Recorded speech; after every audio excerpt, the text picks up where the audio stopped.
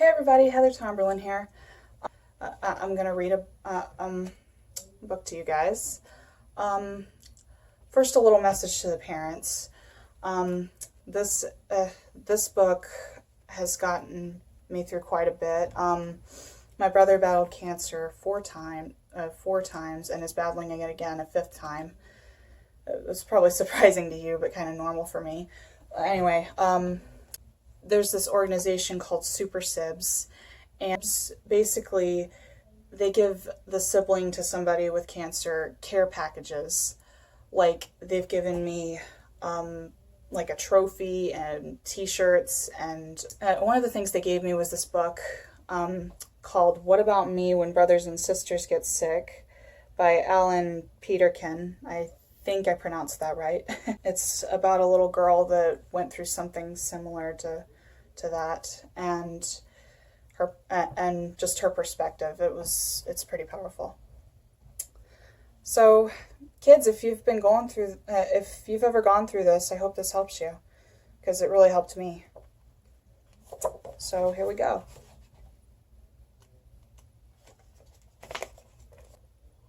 Laura was 2 years older than Tom. When he was born, she helped her mommy dress and feed him, and she pushed him in the carriage. Most of the time, she was very glad to be his big sister.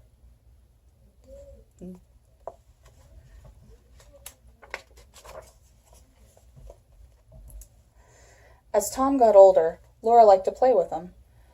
When she got home from school, they would rake leaves into a big pile and run and jump in it. A younger brother could be a lot of fun.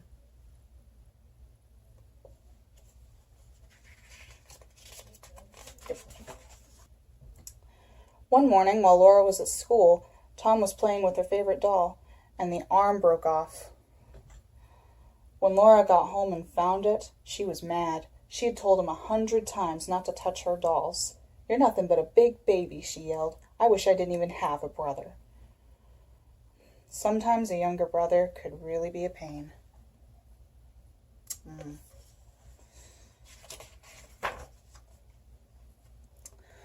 Laura and Tom played together almost every day after school, but now it seemed they fought over every little thing.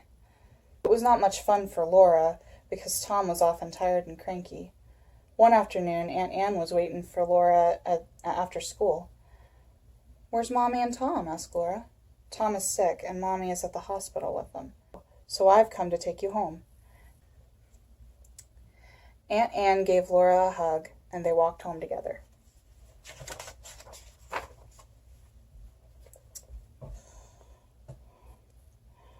When Mommy got home, it was very late. She told Laura that Tom had to stay in the hospital and that Daddy was with him. That night, Laura had trouble getting to sleep. She wondered if it was her fault that Tom got sick. She felt bad about yelling at Tom and wishing she didn't have a brother. She looks pretty upset, doesn't she?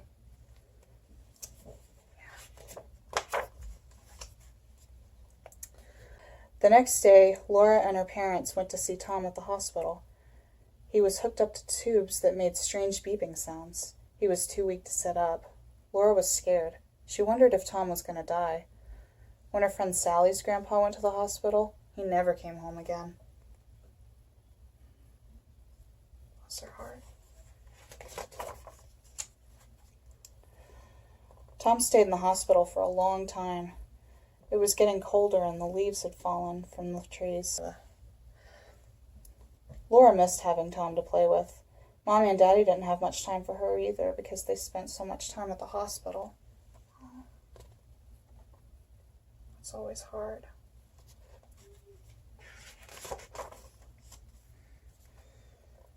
Everyone asked Laura about Tom.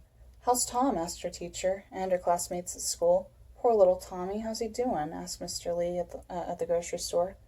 "When will Tom be out of the hospital?" asked their neighbor, Mrs. Jackson. Nobody said, "How are you, Laura?" or "How's school, Laura?" When they asked about Tom, Laura wanted to say, "What about me?" I guess that's her neighbor asking.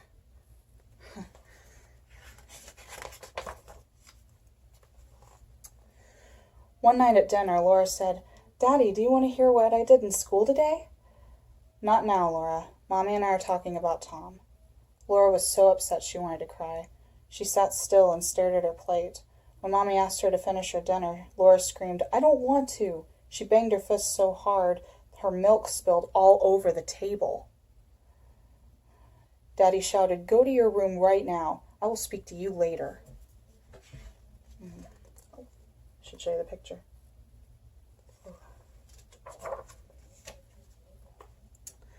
Laura went to her room and waited for Daddy. She was still angry, but she wanted to tell him she was sorry for spilling the milk. But Daddy never came. He had gone into the hospital without saying goodnight or tucking her in.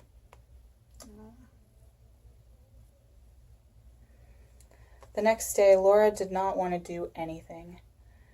She went outside and kicked the last few leaves on the ground. Mommy came out and said, "Laura, come sit on the steps with me."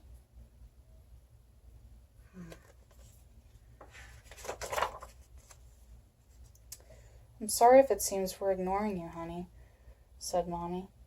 "We are very worried about Tom, but Daddy and I love you very much, even if we haven't had time to tell you lately."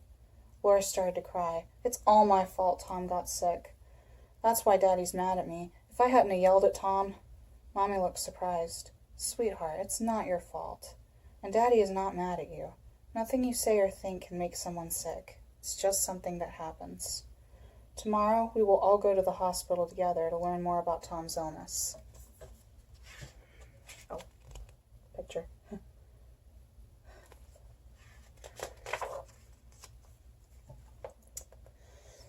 The next day at the hospital, Mommy introduced Laura to Dr. Milson. "I'm sorry your brother's sick," said Dr. Milson. She then explained Tom's illness to Laura and her parents. She told them that it was serious but not catching. She said that the medicine seemed to be helping. Tom had to stay in the hospital a little longer, but he would be able to go home soon. He would then have to come back once in a while for treatments. Back to the hospital once in a while for treatments. "Can I play with him when he comes home?" asked Laura. "Yes, indeed," said Dr. Milson. "You can even play with him here as soon as he starts to feel better."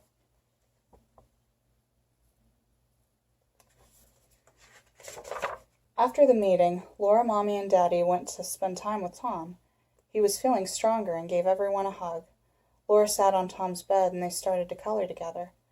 Laura had learned how to print his name in school and put T-O-M on top of his picture. Here's the picture and T-O-M.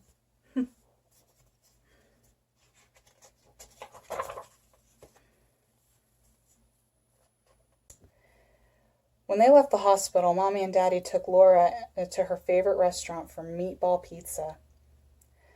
Laura told them about one of the hamsters getting loose at school and how everyone, including the teacher, had to walk on tiptoes until he got found. Laura, Mommy, and Daddy all laughed together. Laura ordered her special dessert, a double-dip ice cream cone of vanilla and chocolate with sprinkles. It was Tom's favorite, too. When Tom gets home, can we make a special dinner with all the things he likes best?" asked Laura. "What a great idea," said Daddy. "And you can help make the shopping list now that you can print so well." Daddy gave Laura a big hug.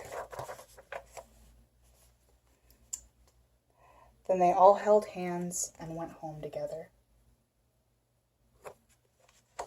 And that's it.